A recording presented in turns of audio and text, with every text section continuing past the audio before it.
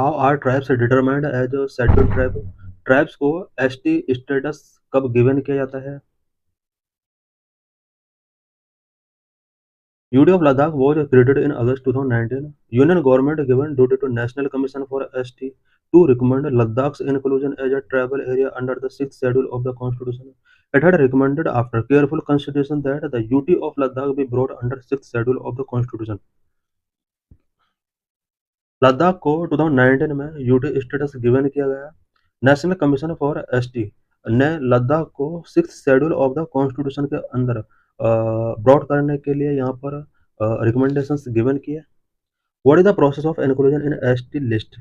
किसी भी कम्युनिटी को एसटी लिस्ट में इंक्लूजन करने का क्या प्रोसेस होता है? First, state government recommendations are then sent to the Tribal Affairs Ministry, which reviews and send them to Registrar General of India for approval. National Commission for ST approved it, then sent to the Cabinet for final decision. सबसे पहले किसी particular community को ST status given करने के लिए state government को recommendations given करने होते हैं। इन रिकमेंडेशंस को फिर ट्राइबल अफेयर्स मिनिस्ट्री के पास सेंड किया जाता है। ट्राइबल अफेयर्स मिनिस्ट्री इनको रिव्यू करती है, देन इसको रजिस्ट्रार जनरल ऑफ इंडिया के लिए अप्रूवल के लिए सेंड किया जाता है। रजिस्ट्रार जनरल ऑफ इंडिया के बाद इसको NCST के बिफोर अप्रूवल के लिए गिवन किया जाता है। NCST अप्रूव करती है, देन इसको कैबिनेट के पास फाइनल डिसीजन के लिए भेजा जाता है। What is the status of scheduled tribe in India? India में शेड्यूल्ड ट्राइब्स का क्या स्टेटस है? As per census 1931, STs are termed as backward tribes living in the excluded and partially excluded areas. The Government of India Act of 1935 called for the first time for the representatives of backward tribes in provincial assemblies. Census 1931 जिसमें पहली बार caste based census कराया गया था। इस census के according ST को यहाँ पर डिफाइन किया गया है। एसटीज बैकवर्ड ट्राइब्स हैं जो कि excluded and partially excluded areas में लिविंग कर रही हैं। गवर्नमेंट ऑफ इंडिया एक्ट 1935 में फर्स्ट टाइम बैकवर्ड ट्राइब्स के लिए कुछ रिप्रेजेंटेटिव्स यहाँ पर प्रोविंशियल असेंबलीज में पहली बार सेलेक्ट किए गए। The constitution does not define the criteria for recognition of scheduled tribe till independence of India.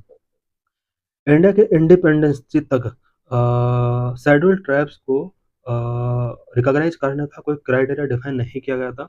However article 366 of the constitution only provide a process to define a scheduled tribe. Scheduled tribe means such tribes or tribal communities which are deemed under article 342 to be scheduled tribe for the purpose of this constitution. Constitution के article 366 के अंदर scheduled tribes को define करने के लिए process given किया गया है। इसमें लिखा हुआ है कि आर्टिकल 342 के अंदर जो भी एसटी डीम्ड किए गए हैं उन सभी ट्राइबल कम्युनिटीज को एसटी स्टेटस गिवन किया जाएगा। 342(1) The president after consultation with the governor specify the tribes or tribal communities as ST। 342 article के अंदर प्रोविजन किया गया है कि प्रेसिडेंट गवर्नर की कंसल्टेशन के बेस पर किसी भी कम्युनिटी को एसटी स्टेटस गिवन कर सकता है। The fifth schedule of the constitution lay out provision for administration and control of scheduled areas and scheduled tribe in state more than other than Assam, Meghalaya, Tripura and Mizoram. Constitution के 5th schedule के अंदर ये ले out किया गया है कि schedule areas and schedule tribe का एडमिनिस्ट्रेशन एंड कंट्रोल से रिलेटेड प्रोविजन 5th शेड्यूल के अकॉर्डिंग किया जाएगा। इसमें Assam, Meghalaya, Tripura and Mizoram state include नहीं है। The 6th schedule deal with the administration of the tribal areas in Assam, Meghalaya, Tripura and Mizoram. 6th schedule के अंदर आसाम, मेघालय, त्रिपुरा एंड मिजोरम के ट्राइबल एरियाज के एडमिनिस्ट्रेशन से रिलेटेड प्रोविजन किए गए हैं। What is 6th schedule of constitution? Constitution का 6th शेड्यूल क्या है? Special provision for 4 north eastern state of Assam, Meghalaya, Tripura and Mizoram. The 6th schedule contain special provision for the administration of tribal areas in 4 north eastern state of Assam, Meghalaya, Tripura and Mizoram. 6th schedule के अंदर north east के specially 4 state के लिए Assam, Meghalaya, Tripura and Mizoram के tribal areas के administration से related provision किए गए हैं। Provide for autonomous district council. The sixth schedule under Article 244 provide for the formation of autonomous district councils that have some legislative, judicial, and administrative autonomy within a state. Sixth schedule uh, under article 244 autonomous district council का provision करता है, जिसके according किसी भी state के अंदर autonomous district council को यहाँ पर legislative, judicial and administrative power given की जाती है। What are autonomous district and district councils? Autonomous districts, all tribal areas of sixth schedule 4 states have been constituted as autonomous districts. The governor is empowered to organize the autonomous district. Six schedule के under जो 4 state है, इन state के अंदर जितने भी tribal areas हैं, in tribal areas के अंदर जितने भी डिस्ट्रिक्ट हैं, उन्हें ऑटोनोमस डिस्ट्रिक्ट डेजिग्नेट किया गया है और गवर्नर को एम्पावर किया गया है कि वो ऑटोनोमस डिस्ट्रिक्ट को ऑर्गेनाइज करे। द एक्ट ऑफ पार्लियामेंट और the state legislature do not apply to autonomous district और apply with specified modification and exceptions. Autonomous district के ऊपर पार्लियामेंट या स्टेट लेजिस्लेचर के एक्ट अप्लाई नहीं होते हैं। अगर अप्लाई करना है तो कुछ मॉडिफिकेशन के साथ इन्हें अप्लाई करना होगा। District councils, each autonomous district has a district council consisting of 30 members, of whom 4 are nominated by the governor and remaining 26 are elected on the basis of adult franchise. Autonomous district council, autonomous district के अंदर autonomous district council होती है, जिसके अंदर 30 members होते हैं। 30 members में से 4 मेंबर्स नॉमिनेटेड होते हैं गवर्नर के द्वारा एंड 26 मेंबर्स का अडल्ट फ्रेंचाइज के बेस पर इलेक्शन किया जाता है। The elected members hold office for a term of 5 years and nominated members hold office during the pleasure of governor. Elected members का जो टेन्योर होता है 5 years के लिए होता है एंड नॉमिनेटेड मेंबर्स तब तक ऑफिस होल्ड कर सकते हैं जब तक गवर्नर का प्लेजर कंटिन्यू रहता है। Each autonomous region also has separate regional council. Autonomous region के अंदर भी सेपरेट ऑटोनोमस रीजनल काउंसिल होता है। Why it is difficult to Ladakh inclusion in six schedule? Ladakh का सिक्स शेड्यूल में इंक्लूजन क्यों डिफिकल्ट है? Six schedule is only for the north east because constitution is very clear. The sixth schedule is for northeast, so Ladakh's inclusion is in it would be difficult. Six schedule जो constitution के अंदर provision किया गया वो north east के only 4 state के लिए provision किया गया है।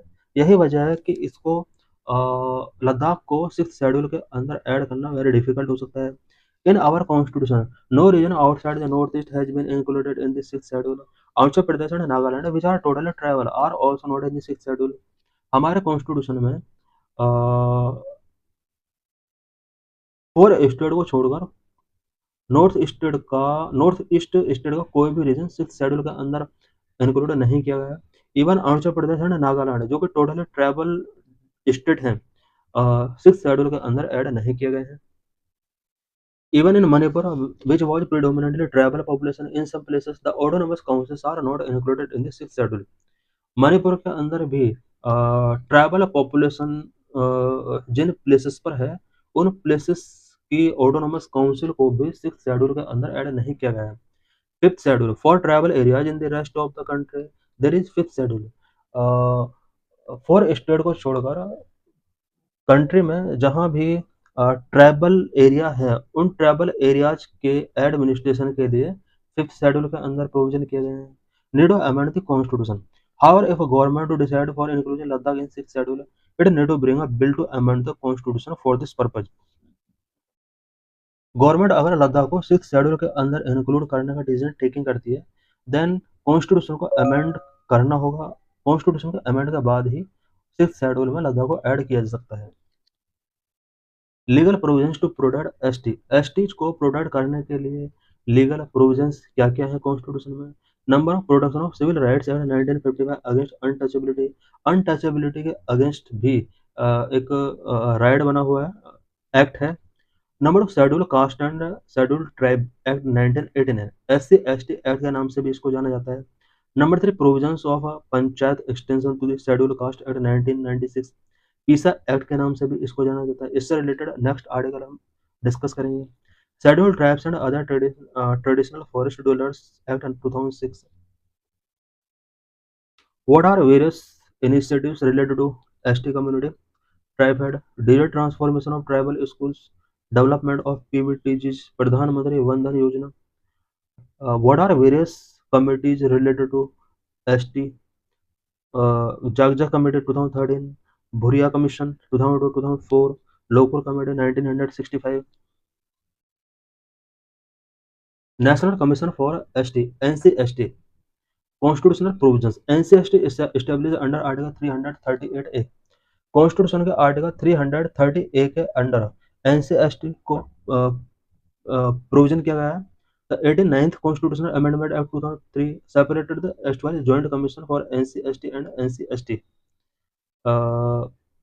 89th कॉन्स्टिट्यूशनल अमेंडमेंट एक्ट 2003 में किया गया था national commission for SC and national commission for ST, इन्हें सेपरेट कर दिया गया। इससे पहले ये कमीशन एक हुआ करता था एससी और एसटी दोनों के लिए। What is the role of NCST? Works to protect and promote the interest of ST community, ST community के इंटरेस्ट को प्रमोट करने के लिए, प्रोटेक्ट करने के लिए वर्क करता है। Functions, it monitor welfare, address grievances and advice on development with specific focus on people of tribal community. Tribal communities के वेलफेयर को मॉनिटर करता है, ग्रीवेंस को एड्रेस करता है एंड इनका डेवलपमेंट से रिलेटेड एडवाइजेस गवर्नमेंट को गिवन करता है। Key functions of all commissions, NCST के की फंक्शंस क्या क्या होते हैं? Number of inquiry and investigation, to inquire into the investigate matters relating to the safeguard provided for ST community, ST community के safeguard से related investigations and inquiry करने की power इसके पास होती है। Number of monitoring and implementation, to monitor the implementation of law policies and programmes for socio economic development and the prevention of atrocities, ST community के socio economic development के लिए and इनके अगेंस्ट एट्रोसिटीज को prevent करने के लिए law policy and programme जो भी है उन्हें इम्प्लीमेंट कराना है एंड मॉनिटर करना भी इसका वर्क है। Number 3 reporting, to report the governor और president on the functioning of this safeguard, ये जितने भी सेफ गार्ड हैं इन सेफ गार्ड के रिगार्डिंग गवर्नर या प्रेसिडेंट को रिपोर्ट करना भी एनसीएसटी का वर्क होता है।